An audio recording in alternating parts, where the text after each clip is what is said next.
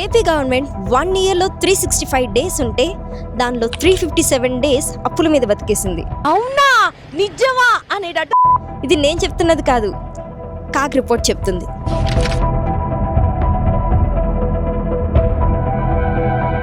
Central government అన్బయాస్గా release చేసే CAG report అర్థం చేసుకునే సిరీస్లో ఇది ఫస్ట్ వీడియో.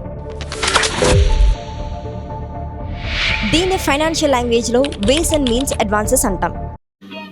2024-25లో ఏపీ గవర్నమెంట్ ఏకంగా 1,72,000 crores ఇలా అప్పులు ఓవర్ డ్రాఫ్ట్లో వాడేసుకుంది. రోజువారీ ఖర్చులకు కూడా మన ఏపీ గవర్నమెంట్ దగ్గర డబ్బులు లేక 1 year మొత్తం ఓవర్ డ్రాఫ్ట్ పైనే బతికేసిందని ఈ రిపోర్ట్స్ మనకు బట్టబయలు చేశాయి.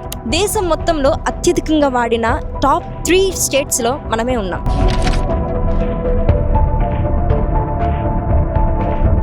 ఇది ఏపీ ఆర్థిక పరిస్థితికి ఒక పెద్ద నెగిటివ్ మార్క్ అనే చెప్పాలి.